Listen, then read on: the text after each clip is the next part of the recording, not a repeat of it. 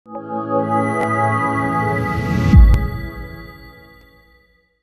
छत्तीसगढ़ में भारतीय जनता पार्टी ने अपना घोषणा पत्र लॉन्च किया। एक चीज बड़ी इसमें रोचक रही, उस घोषणा पत्र का नाम मोदी की गारंटी दिया गया है।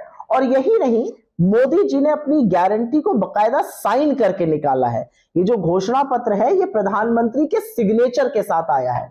तो एक चीज तो है, कांग्रेस की गारंटी देखकर मोदी जी प्रभावित हुए हैं, लेकिन हम तो अपनी गारंटी को पूरा करते हैं। मोदी जी आपकी तरह जुमले थोड़ी फेंकते हैं, लेकिन अच्छी बात है, कांग्रेस से सीखते रहिए, इसको गारंटी दीजिए। दो तीन चीजें लेकिन इसमें बड़ी रोचक है। प्रधानमंत्री घोषणा पत्र कर रहे हैं छत्तीसगढ़ भाजपा के लिए, मतलब छत्तीसगढ़ भाजपा में ना अध्यक्ष है ना उनके यहां कोई वरिष्ठ नेता है जिसके चेहरे पर घोषणा की जा सके। खैर कोई बात नहीं। मोदी जी आप किस गारंटी की बात कर रहे हैं? आपकी खुद की गारंटी एक्सपायर हो चुकी है। आपने तो बड़े बड़े दावे किए थे, बड़े बड़े जुमले किए थे, अभी उनके बारे में याद दिलाती हूं, लेकिन पहले छत्तीसगढ़ की बात कर लेते हैं। आपने कहा आप 3100 में धान खरीदेंगे। अरे मान्यवर, 10 जगहें आपकी सरकारें हैं और उन 10 जगहों पर एक भी जगह एमएसपी ऐसी नहीं है। एमएसपी की मांग करते हुए 750 किसानों की शहादत हो गई थी और आप अपने दंभ और अहंकार में चूर रहे थे, और उसके बाद भी एमएसपी की कमिटी ने अभी तक कोई डिसीजन नहीं लिया है। आपको क्या बंदिशें हैं? लीजिए डिसीजन, एमएसपी पूरे देश में लागू करिए, यहां पर आकर 3100 एमएसपी की बात करिएगा, और बाकी जहां पे 10 जगह आपकी सरकारें हैं वहां पर झुंझुना पकड़वाइएगा फार्मर्स को।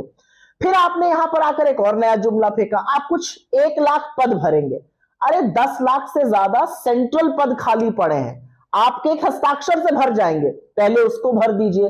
तो ये गारंटी भी फुसफटाका निकली। उसके बाद आपने एक नई गारंटी दी, ये भी आपने हमसे सीखी, अच्छी बात है, आप राजस्थान से ये सीख कर आए। 500 रुपए में गैस सिलेंडर। 10 जगह सरकारें हैं आपकी, एक जगह आप 500 रुपए में गैस सिलेंडर नहीं बेचते हैं। थोड़ी सी शर्म कीजिए, इतना पाखंड और इतना मूर्ख इस देश की आधी आबादी को मत समझिए। उसके बाद आपने कहा भ्रष्टाचार के खिलाफ आप एक आयोग खोलेंगे छत्तीसगढ़ में।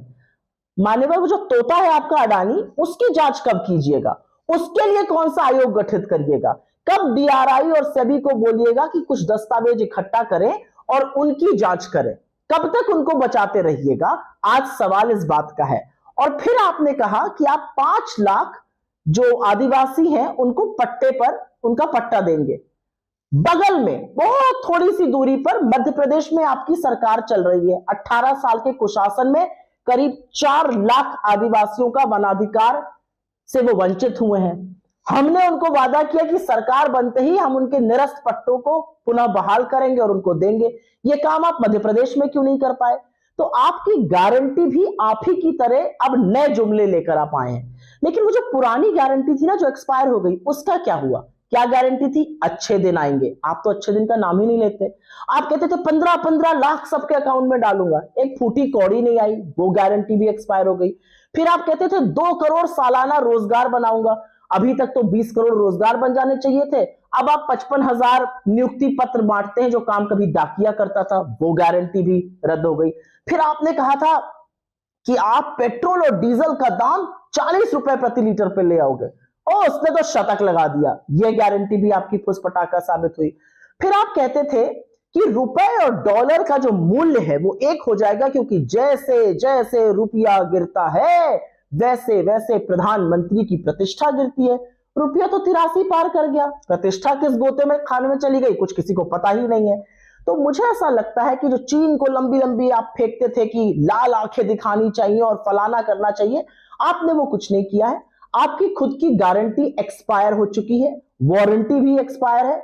तो मुझे ऐसा लगता है कि छत्तीसगढ़ को जो आपने अपने नाम पर जुमले फेंके हैं, ये काम बंद कर दीजिए। लोग आपकी असलियत से पूरी तरह से वाकिफ है और अब आपके जुमलों में आने वाला कोई नहीं है।